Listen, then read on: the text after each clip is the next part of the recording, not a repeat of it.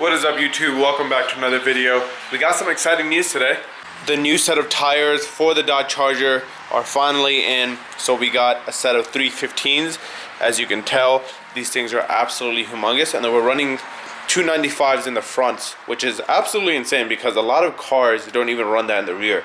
So 315s, we could have gone with the 325, but this tire actually doesn't come in a 325. This is the Nitto NT 555s G2s. So the max size for this tire is a 315, hence why we went with the 315. But I think that's a good size overall for what the purpose of this car is going to be, and that's to be daily driven. We're not going to be going on the track or anything like that. So I think we're going to be good there. Now, the whole purpose of today's video is, as you guys saw, we got the interior of the car basically situated last time, so everything can start going back in once it's back from the reupholstery shop.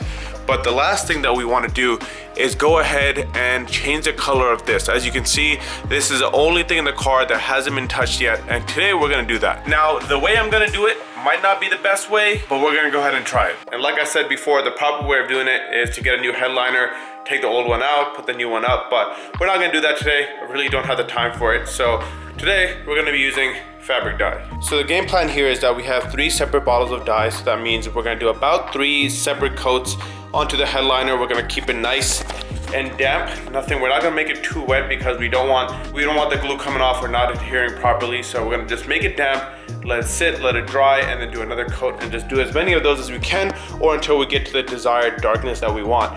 If you haven't used this before, it's nothing crazy. You're supposed to put this in water that's above 140 degrees, add in some salt, some dish detergent, and you basically just spray it on, or you dunk the clothes into it. But in today's application, we got the spray bottle right here, and we're gonna go ahead and dump it into this, mix it up, and then spray it onto the headliner. Again, just to keep it damp. We're not gonna make it super wet.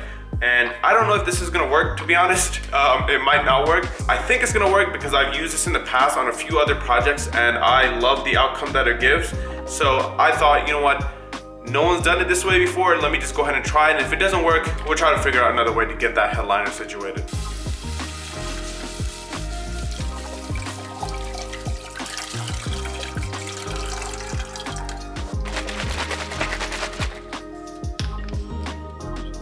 Dump that in there.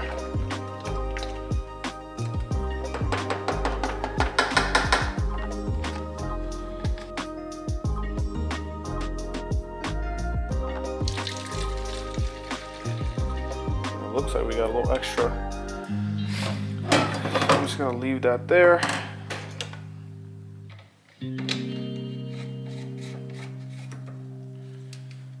Now that we got a little concoction, we just go in and see if it works. We just spray it on the headliner. So now we just test it out and see if it works.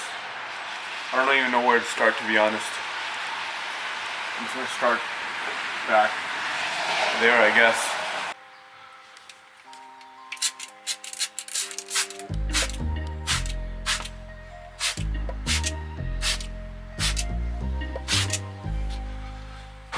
So we got the first coat down. As you can see, I made it a little bit more wet than I planned on, but it's definitely covering, it's definitely working.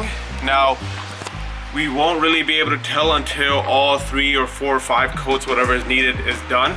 But I went a little bit heavy right here, and as you can tell, it's a lot darker than it was before, which is nice to see compared to that side. That side is a lot lighter and still very, very patchy, obviously, but we'll go ahead, continue doing this, and see how the outcome is. But before I continue, I'm definitely gonna let that dry because I don't want it to just start sagging. So I let it dry for about an hour. As you can see, it is a lot darker. I did take a rag and just kind of wipe it just to get any excess water off of it. But I went ahead and just kind of doubled up on the actual dye. So now the water to dye ratio is 1:1 versus before it was like 1:5. That way we can get a little more coverage per coating that we do. So I'm gonna do this one real quick and show you guys how it turns out. I really do not want to put the camera on the inside of the car while I'm doing this because it kind of gets everywhere, and it gets on the camera too, and the camera's like super dirty right now. It's like black dye on it everywhere. So yeah, but you guys will see how it turns out. And we got the second coat done. I went a little bit heavier with this one just because now I know that I can wipe it off all the other areas So like right there, you can kind of see it dripping right in that area, but it's getting pretty dark now. Now we just need to wait for this to dry so we can do another coat. So we'll continue doing it, see how it goes, and keep you guys updated along the process. So hindsight is 2020. I should have known that this was not gonna work, or at least work as expected, and it did it. As you can see, it looks super streaky. For some reason, it just wasn't seeping into the fabric itself really well. I'm not sure why, but I'm guessing it's because this fabric is a little bit different. It's not, I don't know what material it is, but as you can see, it's super patchy. It is dry now, so I'm not sure if doing another coat is gonna actually work or not, but I'm not gonna do that. I am gonna use the same product that I used for the rest of the interior, which was the carpet and some of the other pieces right here. So that's the other part of the carpet, and then even this piece was painted using another fabric like dye spray. So I think I'm gonna run to AutoZone. They have them in stock, and try that instead. Now we already got a pretty dark base there. I think the spray is gonna do a little bit better. The downside is we are gonna have to mask off the entire interior when we're doing that, because I don't want dye just getting everywhere. Even though everything's already black, but I just don't want it getting on the windows. Like right now, the windows are dirty. If you can see right back there, but that's just dried up water. I can just remove that with a microfiber, but the spray is gonna take a lot more effort to get off. Yeah, I think that's what we're gonna go ahead and do now. Is this was a mission fail. Don't try this at home. And we're gonna go to AutoZone, get the spray, and I'll be right back. And I just got back from Home Depot and I found what I needed, which is the duplicolor fabric dye. This is the same one I use on the carpet. And then I even got this pre-taped or pre-masked tape, so I don't need to sit there and add plastic to the tape. I just need to run this across the edges. I really didn't want to do this part. Now I'm stuck doing it because plan A didn't work. So now we're on to plan B, and hopefully this works out a lot better. So now, just gotta get to taping. That took a lot longer than I wanted it to, but I got the entire interior wrapped up, and now I just need to bring this plastic down. So once I'm about to paint, I can just unfold this and it will cover basically the entire car, all the windows, doors, all that kind of stuff. So we can start spraying with the actual vinyl fabric spray. So now I'm just gonna do that real quick, do a single coat, and then show you guys how it looks. Let's head into my paint booth real quick. Honestly, I don't know why I just didn't do this from the get-go. This looks so much better. I put a little bit too much paint in that back corner right there, but it's a consistent black now, which is nice.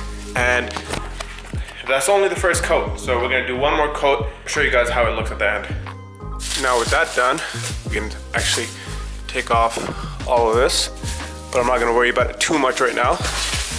But as you guys can see, that is looking 10 times better. We got a nice even coat. We did 3 coats total. And I only used about 3/4 of the can. So we still have 1 extra can. I'm just gonna have it sitting around in case I ever need it. But I'm excited because this was actually the last thing we needed to do. Now it's just a matter of just cleaning the interior, get everything nice and tidied up. But that was the last thing we needed to do before getting the interior back in here, and it's almost done. If you follow me on Instagram, you know that I've been posting updates, or he's been posting updates, and I've just been sharing them. But we're this close to having all the brown interior back in, and I've been sourcing a lot of small interior parts that I've been missing. As you all know, I did find my vents, my floor vents, which I didn't have before. And then we got a bunch of small stuff like new LEDs for the different panels. We got different plugs that go in different locations, screws, new glove box handles, all that kind of stuff. So been slowly sourcing all of my interior parts that I haven't had or the previous owner lost in whatever projects he was doing. I think one of the last pieces that we're waiting for is for the rear vents, the piece that goes right from here to the dash itself.